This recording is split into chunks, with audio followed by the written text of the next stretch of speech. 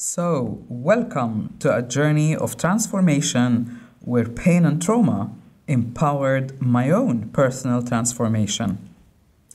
Trauma may change us, but it doesn't have to define us, to define who we are. It can, however, be a catalyst for growth and transformation if we allow it to be. This is what this podcast episode is about.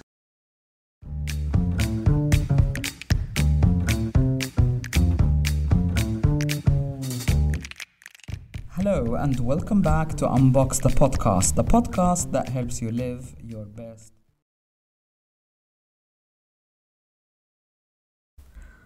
As I reflect on the dark period of my life, I can now see how it helped shape who I am as a person today.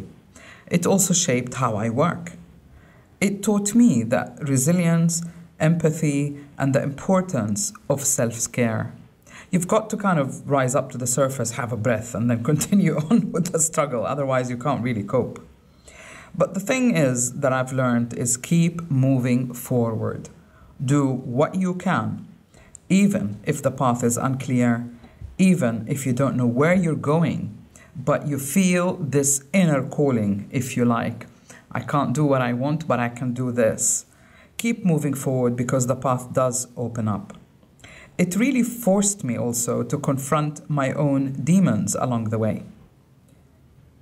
And I came out the other side more self-aware. If you asked me, would I have changed anything? Absolutely not. I can really see that every event was a building block to the person that I became. So, if you're going through a very difficult time, I can honestly tell you, and I do want you to know, that there is always light at the end of the tunnel. Learning the tarot, for me in a creative way, really showed me this. The journey of the Fool has helped me see that no matter who we are, we all pass through our own unique trials and tribulations. So although it might be similar circumstances, death, loss, sickness, divorce, whatever it is, we each pass through these difficult times. But if you really think about it, it seems like, they're almost designed to bring out the best in you. So although we may undergo similar issues, how we deal with them, how we cope, the decisions we make is what is unique about each and every one of us. Trauma can leave deep scars on the soul, that is true. Trauma may change us in some ways and change our lives, but it doesn't have to define us.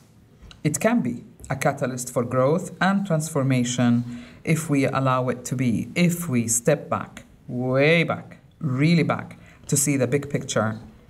We can honestly begin to grasp the wisdom of it all. And as we do so, we begin to heal. Distancing yourself from your issue is very important.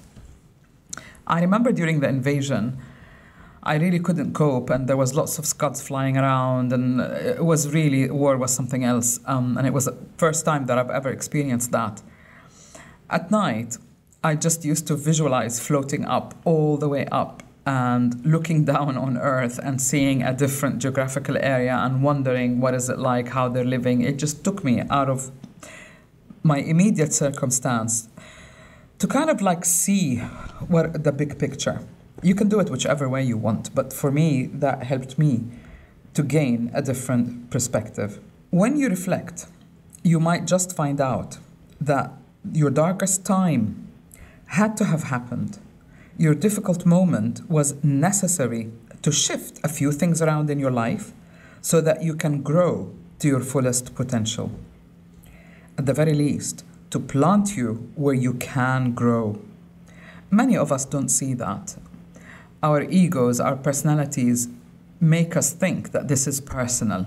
Nothing like this has ever happened to anyone else. But it isn't really true. The thing is, what you need to think about is what action can you take under those circumstances. I'm reminded of the quote by Carl Jung, "I am not what happened to me. I am who I choose to become."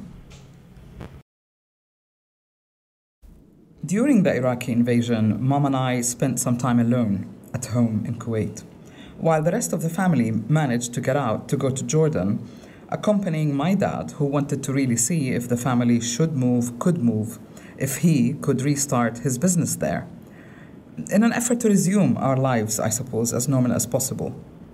My mum carried on pottering about the house, watering her plants as usual, and they were really important to her. She really created a haven in the middle of the desert. I remember also she used to leave the radio on. She said the plants need to feel good. She called me over one day to help her change the soil of the pots. To tell you the truth, I was really surprised. I truly thought that she was in denial of what was going on. She's trying to carry on as usual, as though this was normal. And I was afraid. I was shocked. I was worried about the family. They left us alone. I wondered if they were safe. In fact, if they ever made it at all. So to ask me to come over and help her water the plants and change the soil seemed like, what are you doing, Mom? I suddenly found myself grabbing her from both shoulders, maybe even shaking her while yelling, "Are you aware of what's going on? Our lives have changed forever. We're in a war, and you're worried about the plants." She looked at me very, very calmly, really calmly, collected. And she simply said, "And how is that the fault of the plants? They still need to be watered." I could only laugh. She was right.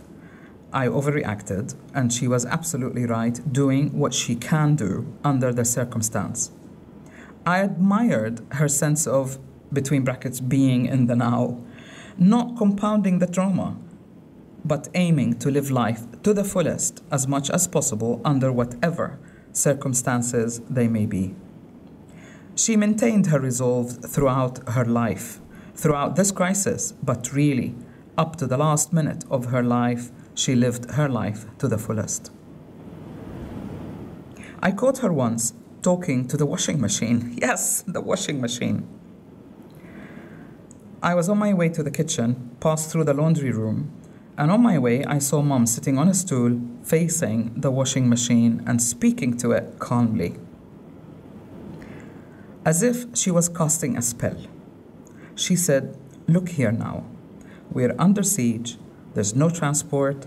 There are no spare parts, no repairmen, and no way of fixing you. But please, you've got to work because we need to do the laundry.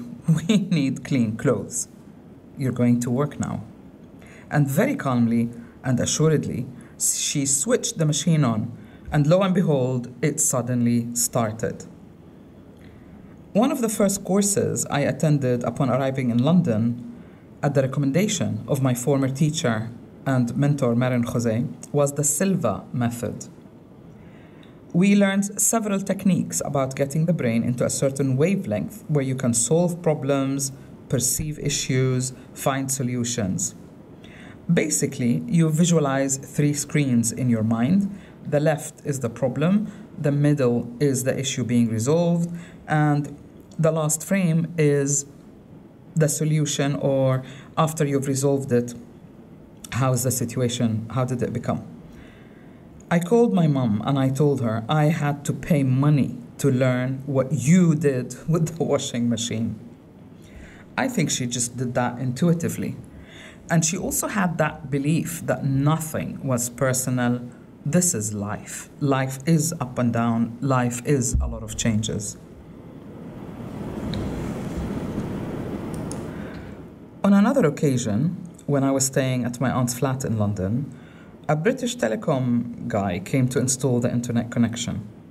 He was looking for the main line where it comes into the flat. He searched for hours and he wouldn't listen to my suggestion. I tuned in, perhaps I used the Silva method technique, and intuitively felt that the line came in at this certain location, particular spot. I told him to look there, but he continued to ignore me, shrugging off my suggestions.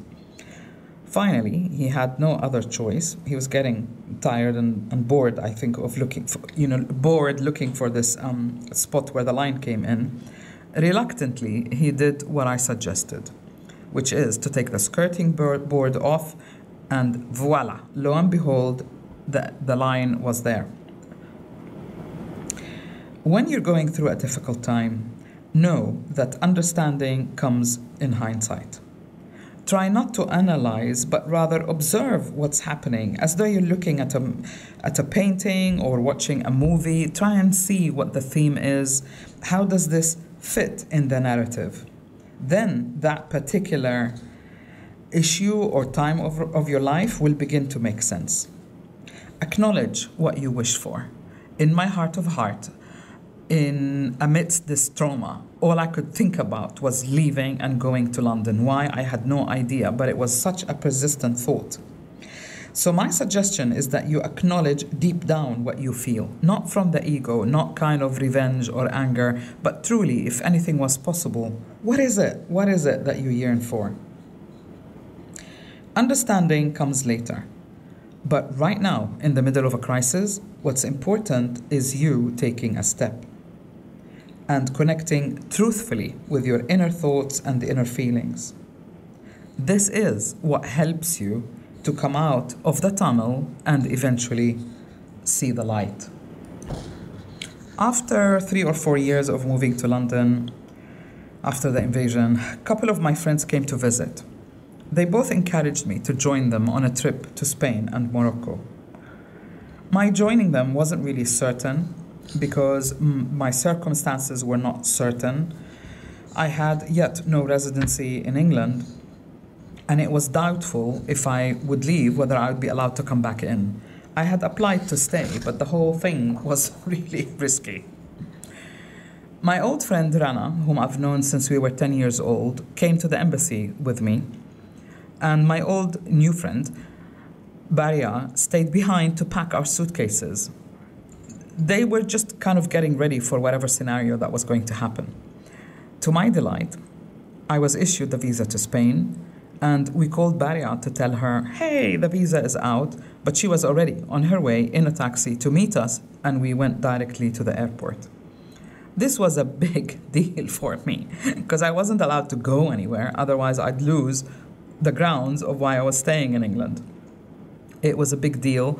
I always had this thing for Andalusia, to see the land, the landscape, to see the architecture. My friend had studied architecture. We were all delighted to see the works of Gaudi. I think it's really important to do something that you love because it does nurture the soul. I think all of us were ardent fans of Picasso. At the time, I was learning to do ceramics, and I found out that Picasso did ceramics too. So this was something that we all enjoyed, and it meant a big deal that we could share it together and experience it together on this trip.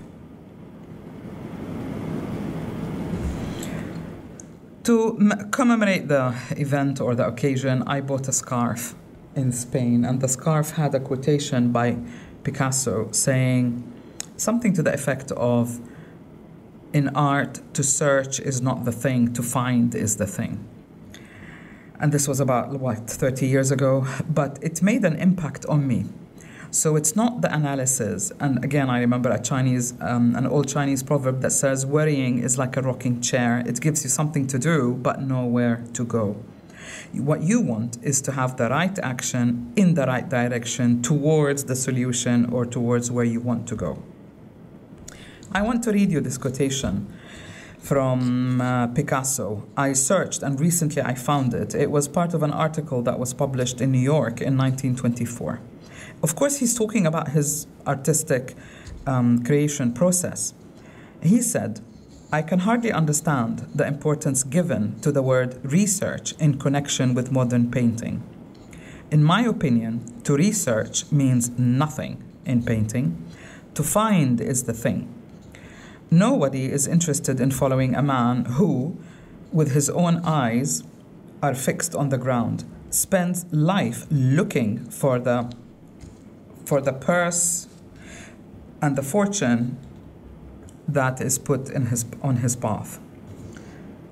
The one who finds something, no matter what it might be, even if this intention were not to search for it, at least arouses our curiosity, if not our admiration. Amongst the several sins that I have been accused of, Picasso says, none is more false than that I have as the principal objective of my work the spirit of research. When I paint, my object is to show what I have found and not what I'm looking for. In art, intentions are not sufficient. I would say in life, Picasso as well. As we say in Spanish, love must be proved by deeds and not by reasons. What one does is what counts, and not what one had the intention of doing. I mean, isn't that great? Isn't that inspirational? I really love art, the process of creating something, the way that the brain perceives dimensions, space, what colors go with what color. There is so much that you can learn from art, so much so that I often tell my clients, every person is like a blank canvas. Let them show you their true color. And when they do, you either accept that painting or you walk away. That way, you don't cause yourself unnecessary trauma. I hope this podcast episode has helped you realize that our love for life, to be alive, to live our best lives, and passion for what we truly desire make us stronger. They help us overcome any seemingly unjust struggle we might be going through at any time in our lives. Again, traumas do not define who we are, but our actions do. Your darkest moment can be your greatest source of strength. I look forward to you joining me next Tuesday for more inspiring episodes of Unbox the Podcast, where we continue with the journey of overcoming life's challenges and developing resilience. Please remember to subscribe and share this podcast episode. Till next week, live your best life one day at a time. This is Sahar Huneidi Palmer, wishing you a great week.